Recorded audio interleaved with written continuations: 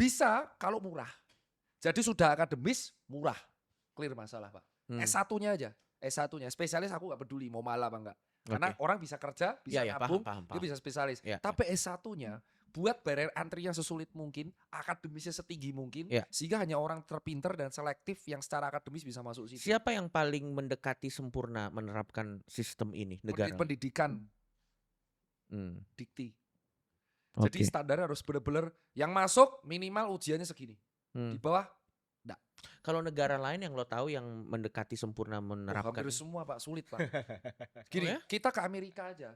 Di Asia dulu deh, jangan langsung ke Amerika. Di Asia Tenggara, Singapura, Malaysia better. Malaysia tuh kuliahnya di UGM. Iya. Malaysia itu dokternya kuliah di UGM. Setinggi sulit masuk UGM tuh sulit. Makanya aku tuh selalu membanggakan IP. IP ku di UGM tuh 38, Pak. Ya, itu sesuatu Sulit. yang layak untuk dibanggakan. Layak untuk dokter itu yang bisa dibanggakan cuma IPK, Pak. Karena Ya. kamu artinya ketika IPK 38 di dokter, lu tuh menyerap nyaris 80% dari ilmu di kuliah. Artinya kalau ada penyakit, kita udah tahu tuh apa. Ya. Dan UGM. Berat masuk Di situ. UGM. Berat Betul. masuk situ. Kita melawan ribuan dan puluhan ribu orang untuk masuk ke situ. Ya, bragging right-nya sampai meninggal lah itu.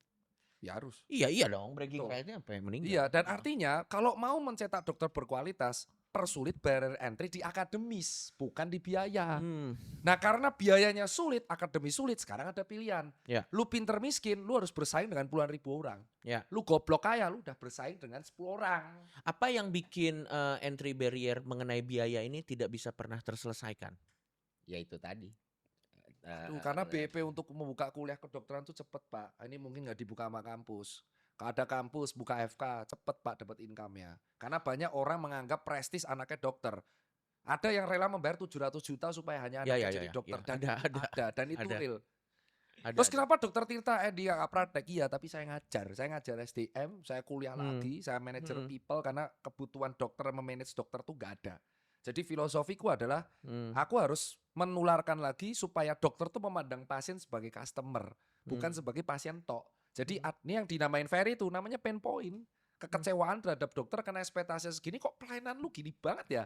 Itu customer pain point karena tidak semua dokter bisa menganggap pasiennya itu customer. Oke. Jadi sebagai kayak ya, oke. Lu butuh gua kan? Ya udah. Ya.